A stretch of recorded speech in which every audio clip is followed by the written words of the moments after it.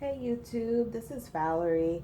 I'm just going to show you a brief tutorial on how to do these rosettes um, for your embellishment. I know there are tons of videos out there with people doing rosettes, um, and you know it's really simple to do. However, some people don't know how to do them. So that's why I'm here today to show some friends of mine actually how you do them. Okay, so first of all, you need a strip of paper. Uh, the size that I'm using right now is 1 inch, 1 by 12. So 1 inch by 12 inches. So it'll look something like this. This is a scrap. I'm just gonna show you for example.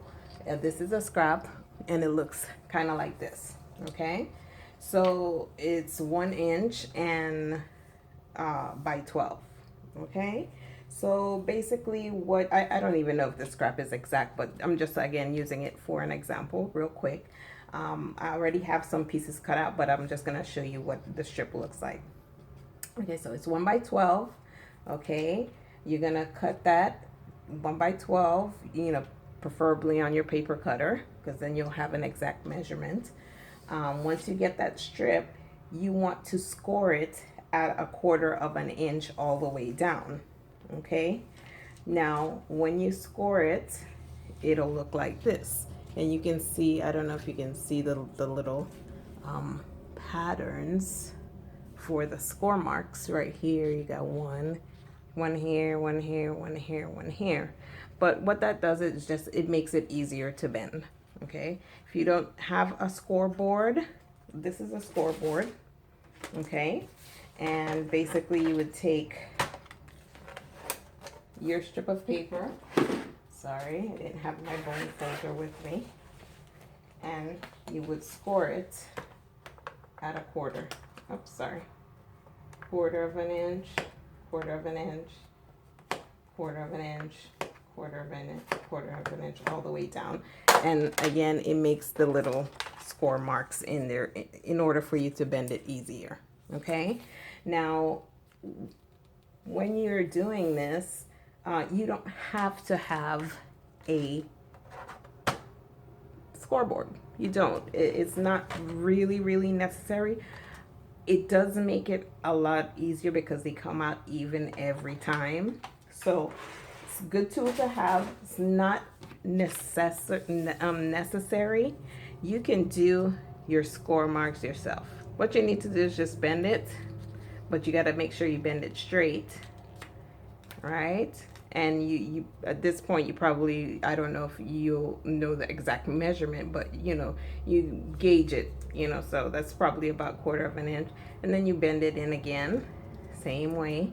I think we used to do this when we were kids. Sorry if I'm out of frame. Bend it this way, then you bend it again that way, and you bend it again this way, and you bend it again that way.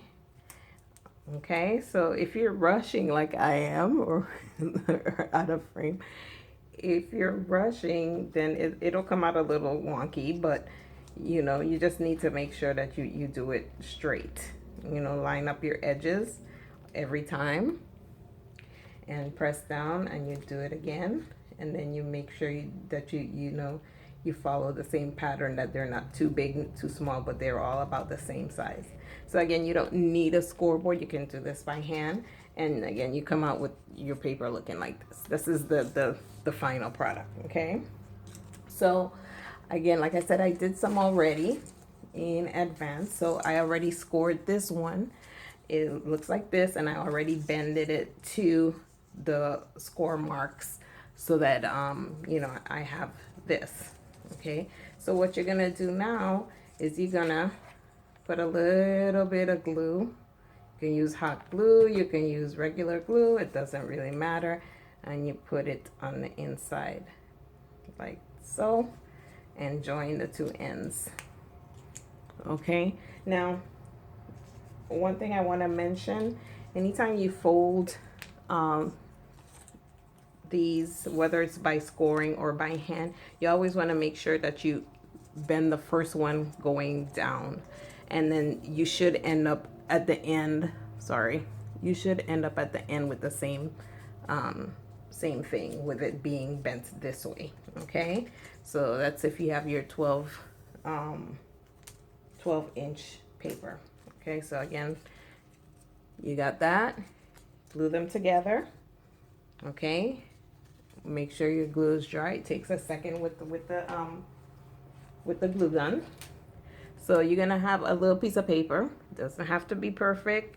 It depends on what you want to do. If it's just for your peace of mind, you can just cut out a little piece of paper. I have a punch. It's like a little over, like maybe 1.5 inches, I think. Punch. I just punch it out.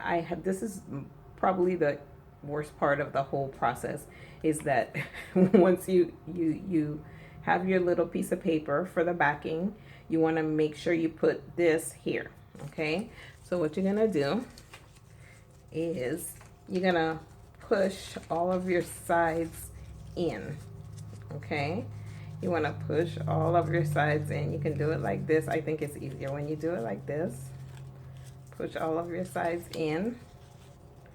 Right, and then you're gonna push it in the middle till you come out like this. So it's better if you have more than one hand helping you, but it's doable, you know, if you just have yourself. It's just that it's a little more complicated. Okay, so here you go. You have your wheel. Okay, now what you're gonna do, this is where the hot glue comes in really handy. You're gonna squirt a little piece of hot glue in the middle of your paper. Okay, and again, we're gonna go through the whole thing here, but you're gonna push this right on top of your piece of paper, and you're gonna do that same thing. You're gonna make sure all of your little points for the middle are in, right in there. Okay, hoping you can see that. Okay, and then you just wait a few minutes for your glue to set. Okay, so let it set. Take it up a little too. There you go. Sometimes you think it's set and it's not, so that's why I waited a few more seconds. And then again, mine's always comes out. For some reason, they never come out even, and this is actually probably one of the best ones I've done. So it should be a backing. Maybe nobody's gonna see it. I don't know what your uses are gonna be for it. So depends on you if it comes out perfect or not. But mine's, they always come out like off to the side.